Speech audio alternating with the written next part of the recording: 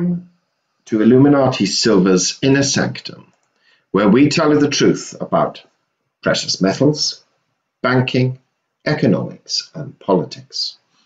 Today is Wednesday, the 2nd of January 2019, and we're commenting on figures released today suggesting a weak trade outlook for 2019. The question on many economists' lips at the start of this new year is what is going to happen to world trade and global GDP.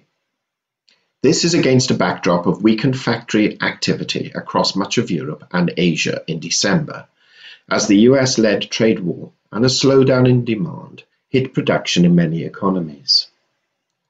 Today has seen the release of a number of PMIs for December, and frankly the figures were not encouraging, as most of them either show declines or slowdowns in manufacturing. The concern is that these declines are in fact global and include the Eurozone generally. Italy and France remained in what some term contraction territory. Germany and Spain showed a modest easing to the weakest level in around 2.5 years.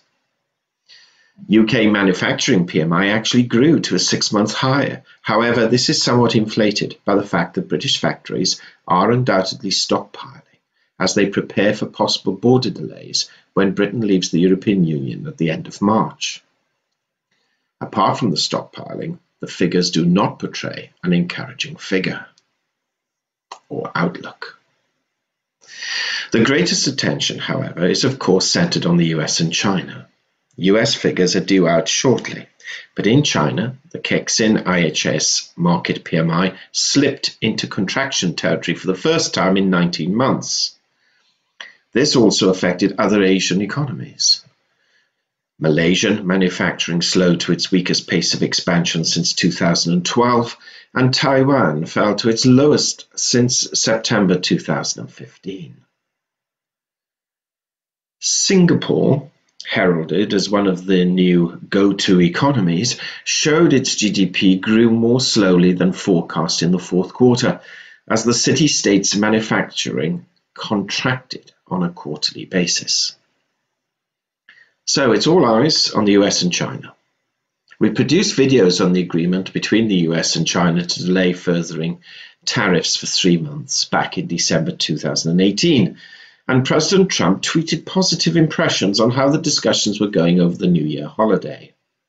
However, economists are still nevertheless worried about China's increasing debt situation, and noted, along with it, that China's economic growth slowed to 6.5% in the third quarter of last year, the weakest since the global financial crisis. Government advisors are recommending a growth target of 6 to 6.5% this year, much higher than most of the industrialized world, but a distinct markdown on previous forecasts and achievements. Taiwan and South Korea, which are heavily focused on tech production, also saw activity shrink.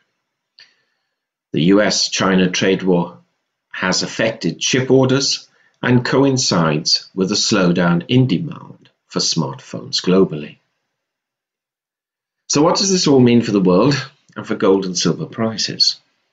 Well, in manufacturing, or if manufacturing and GDP levels are adversely affected, this will undoubtedly have a negative impact on industrial and semi-industrial metals such as silver, platinum, and palladium.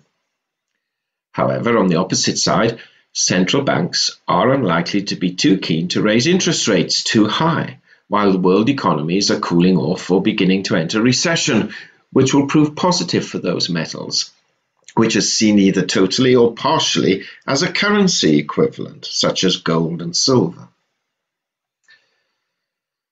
Our predictions for 2019 are not quite ready as yet, as we still need to see some finalized figures for 2018 in order to provide a reasonable comparison.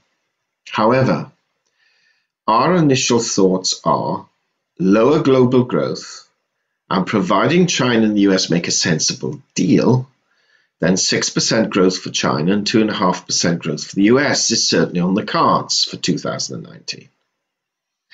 Other economies will be affected by these somewhat, with many Asian countries taking their cue from China and Western countries taking their cue from the US.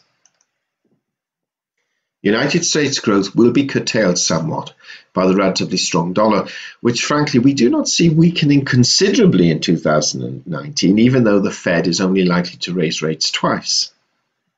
Remember, we said relatively strong, which clearly means in relation to other currencies, which we foresee having worse short-term problems to overcome, tainted with China's positive action towards reducing the value of theirs in order to make their goods even cheaper worldwide.